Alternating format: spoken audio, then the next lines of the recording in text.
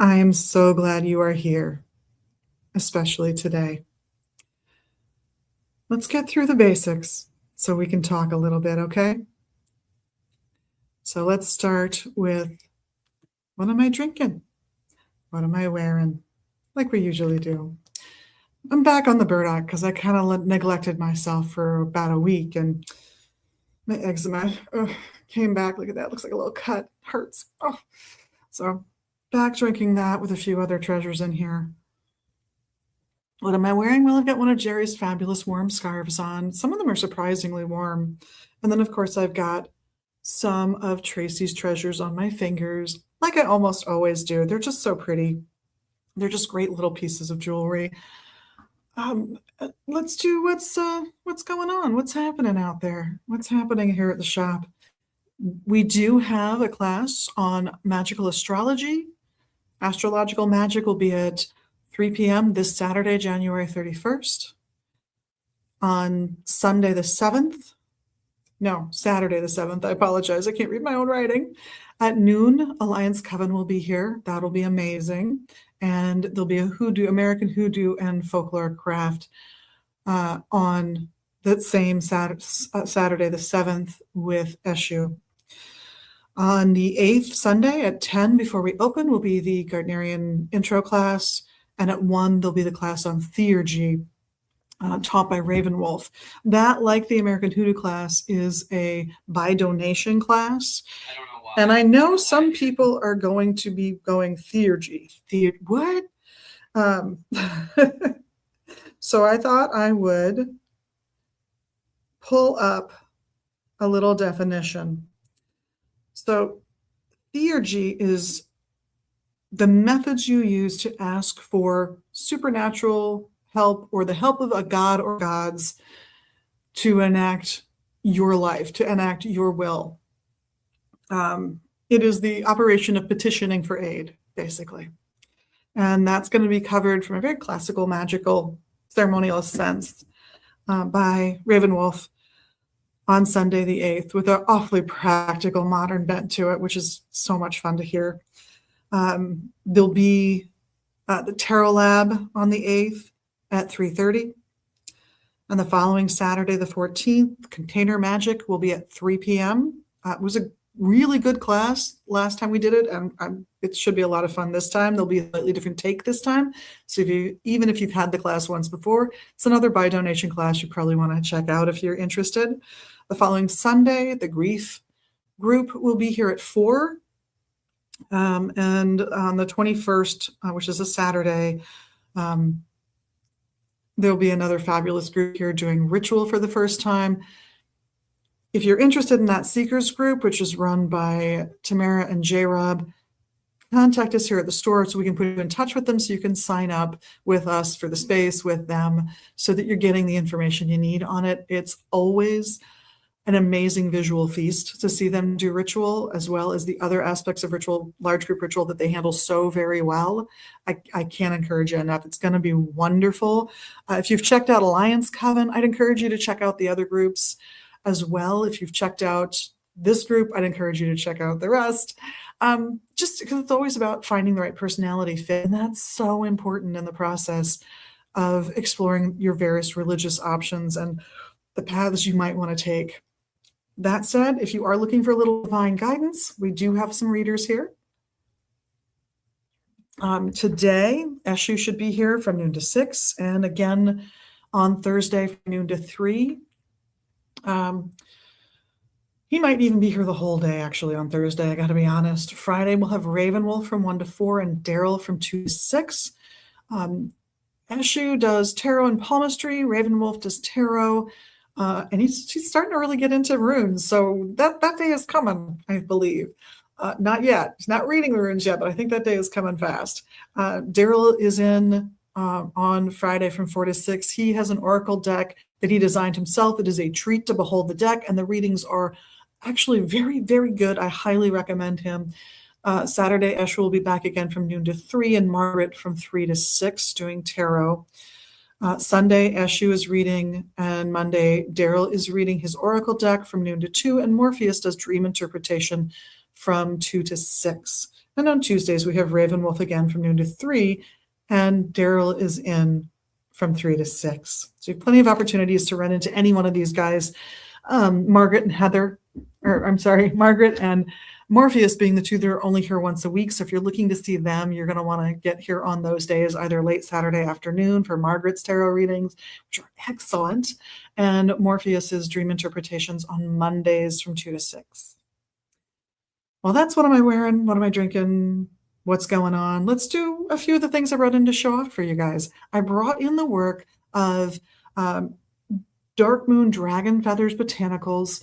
It's a locally owned company. They hand make everything they're making, and they have a series of powders as well as some inks that I thought you guys might be really interested in. So there is these beautiful little powders. This one is a banishing powder. Might come in handy if you're doing certain kinds of work right now. Fabulous in and of itself. There is also a sigil powder. So if you're using, say, some of her inks, you might sprinkle this over the sigil. There are a lot of ways to use a good sigil powder, but that's one. She also has eggshell powder, and all of these are based on eggshell powder, which is why they're all talc-free. So they're safer to use, frankly, than some powders that have historically been out there. And then, of course, probably my favorite for the moment, or did I say this one already and confuse these two? Banishing powder and Four Thieves powder.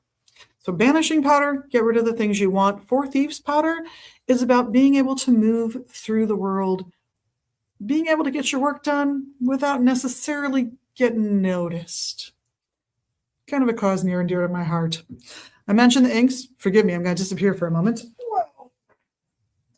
And those inks, the ones we've got right now, include something called Owl's Blood ink. There's no owl's blood in it. There's no animals harmed in the making of these inks, but these are traditional names for these inks.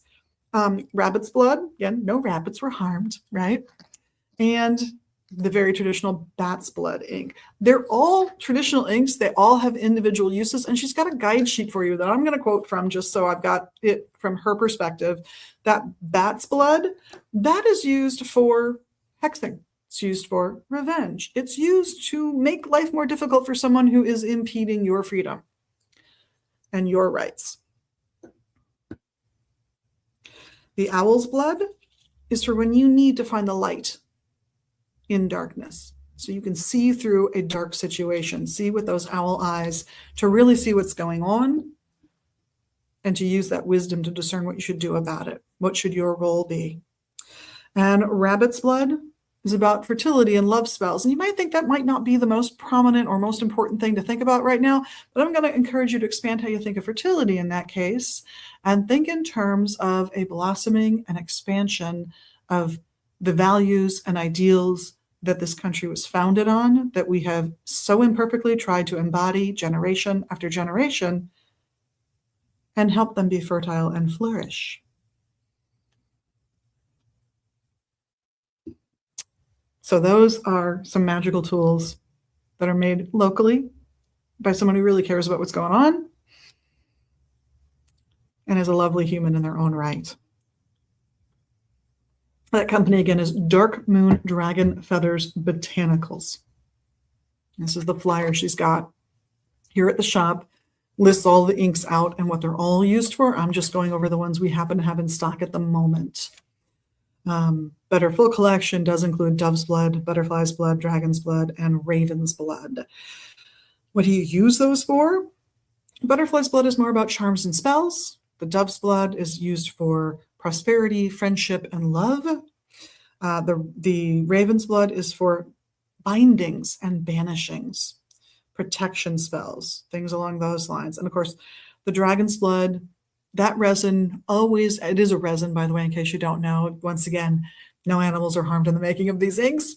It's a resin, and it's always been associated just with bringing extra oomph to any magical working you're doing. Just that little extra bit of power that comes from being associated with Mars, with that sort of vibrant, aggressive, masculine type, stereotypically masculine type energy.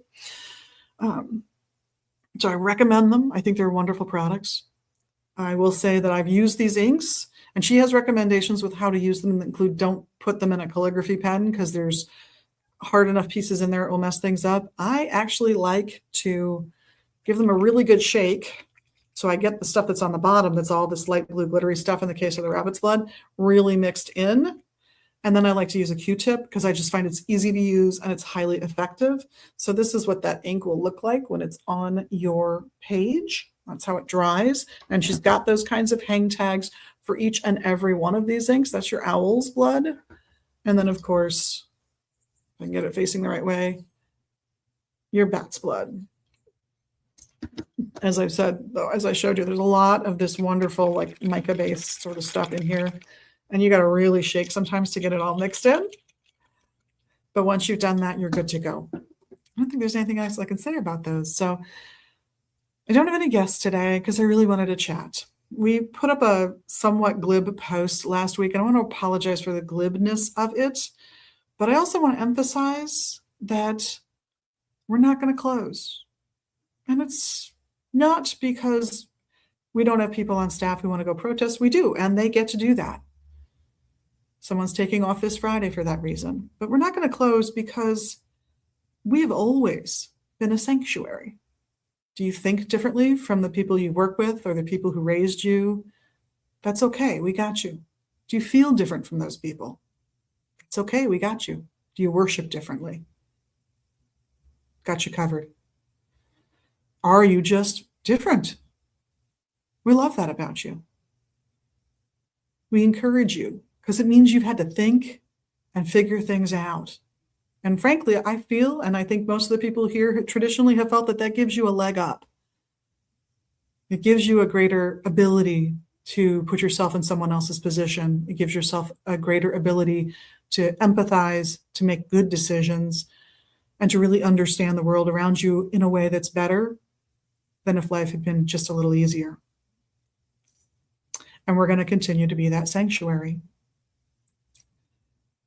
There are things that we here have gotten ready to do that I'm not going to discuss here because, quite frankly, this is a public forum and I'm unwilling to share everything on a public forum. What I will tell you, somebody's calling. Sorry. What I will tell you is that if you're out protesting and it's 8 degrees with a wind chill of -20, stop in for a few minutes and warm up. Enjoy the heat.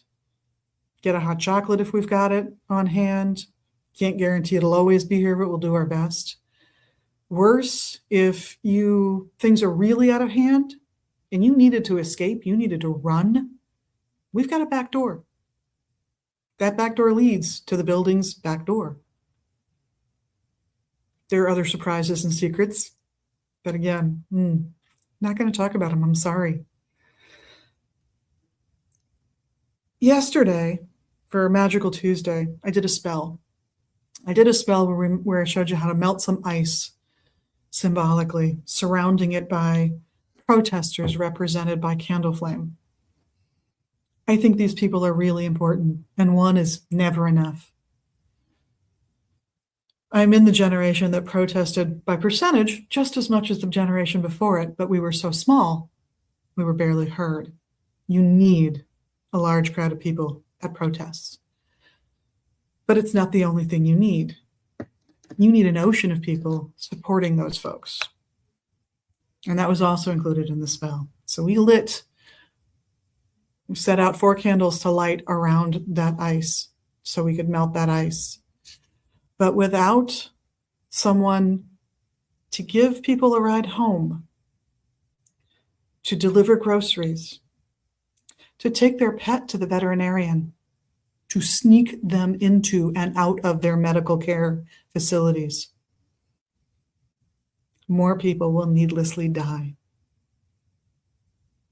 And those people shouldn't be at a protest. They shouldn't be this person. Because if they're this person, their license plate, the make and model of their car, and their face have all been recorded somewhere. And they're easier to come after and easier to follow. Those people need to not be there. They are part of the ocean of support for the protesters, and more importantly, quite frankly, for the people that the protesters are out there protesting for. I count myself among this group, the Ocean Jaspers of the world. I think about and have thought about for a very long time how this is an echo of the past. And I've been watching for a long time now, going back years. I look at the attempt of the federal government to deny funding that's already allocated to states that didn't elect Donald Trump.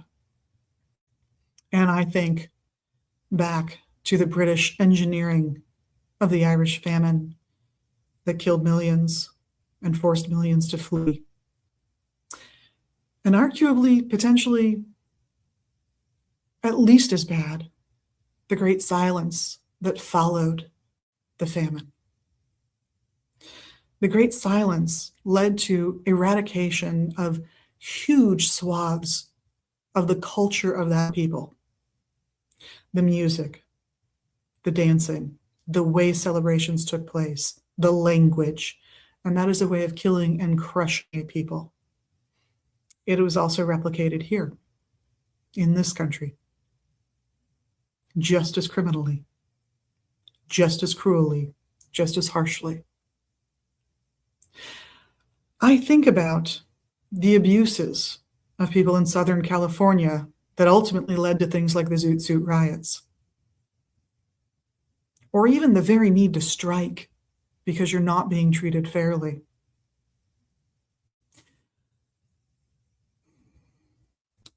I think of crises that have happened again and again in this country.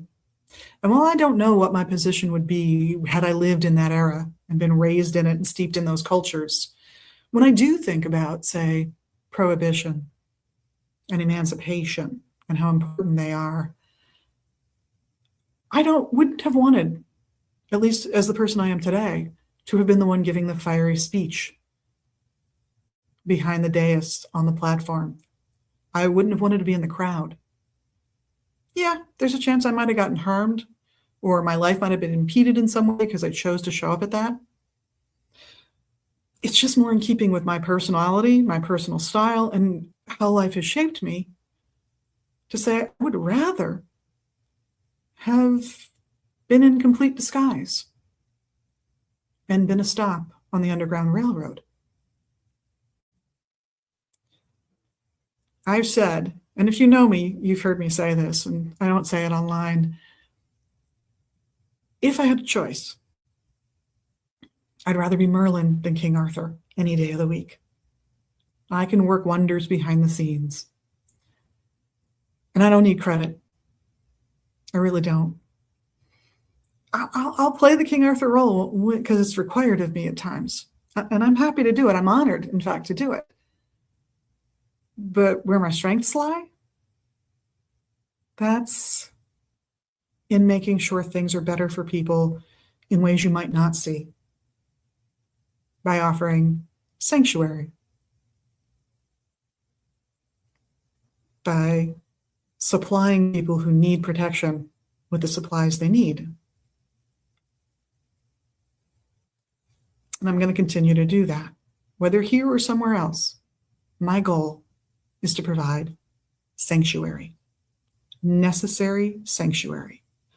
And as I've watched what has been happening, and I think of those echoes from the past and how this movement and this activity that has been thrust upon, particularly us here in Minnesota,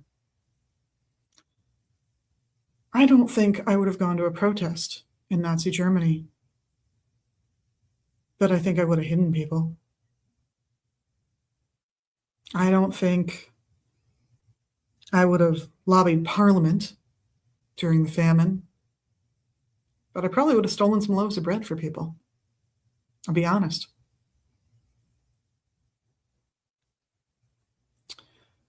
I understand some of you are angry because that post was awfully glib, and I apologize for that. I really do. I was hoping we could hide more than I feel that we're allowed to hide right now. And the point of hiding the good works is not to protect me or even the employees. It's to protect the people who really need that help, who really need that protection. And if my privilege can stand between a family and certain death, I want to stand between them. And if that means I'm not standing next to you at the protest, I'm sorry. But I think what I'm doing uses my talents better, my resources better, and suits my ethics and morals better. I support you if you're going to all those rallies, all those protests. This is something that deserves protest, and I applaud you. But I equally applaud the person who's sneaking someone out of a medical facility because they're terrified that the medical attention they just got will be for nothing if they are detained. I applaud the person who is offering and then ferrying people to and from work that they could walk to because they need an escort that looks like this. Just as much as I applaud each and every one of you that protest. It's vital. It's important. All of it. So please support the protests if you're able to. If you're not in Minnesota and you can support the protests and the people working to stop this, please do that.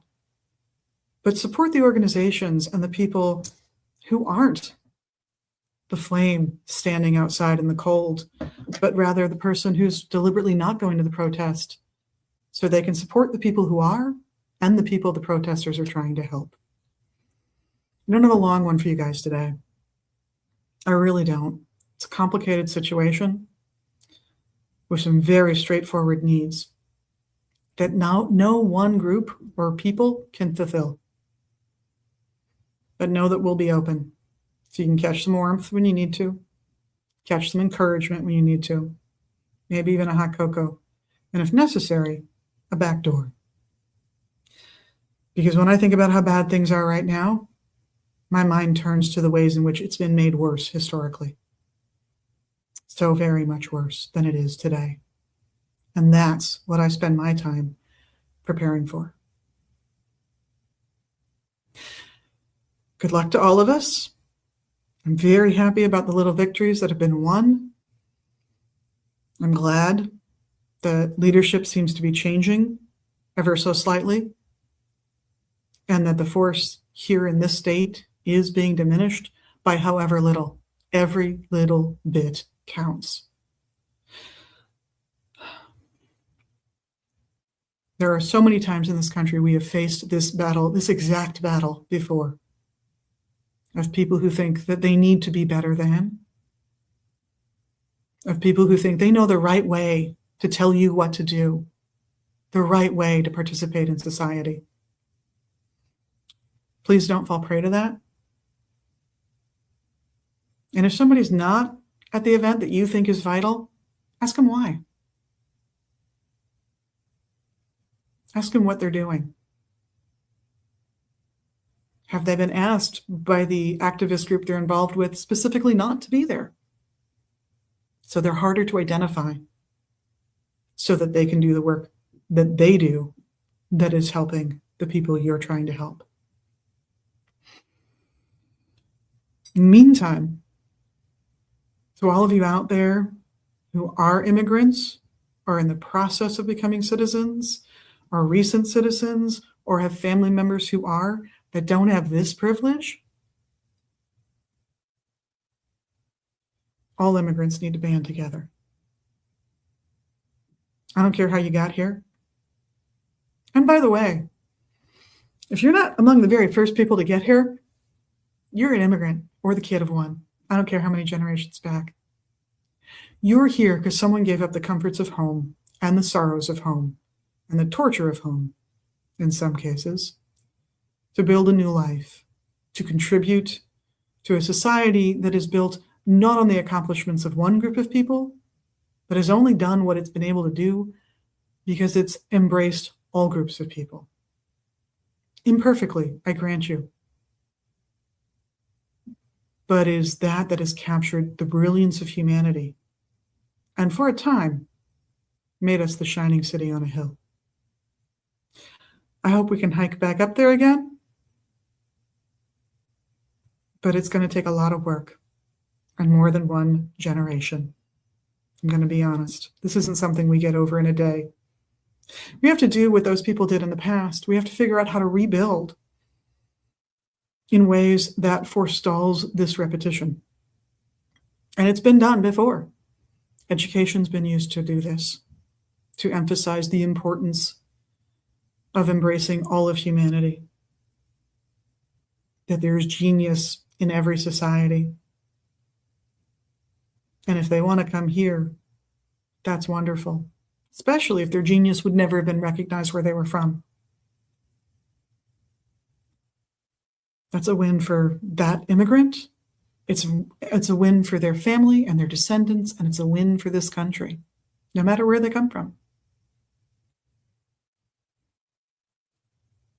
This has been one of the most innovative societies and countries in the world at times. And those have always been times when we have embraced differences and not sought sameness, kind of reflected in what we carry here as many paths of religious and philosophical thought as we can.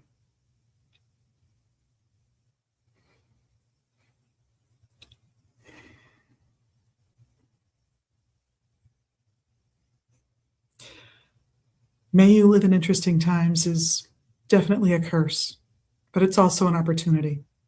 It's an opportunity to look at what people have done before, not just to overcome this, but to forestall its repetition. What systems do we put in place that will delay this from happening again? I'm not the first person to talk about this during this crisis, and I hope I won't be the last. But it is about allowing everyone to do the things they can do best that will help us succeed, and indeed this country to succeed. It's a lesson other societies have learned in much more difficult ways than we have. We've only had one revolution.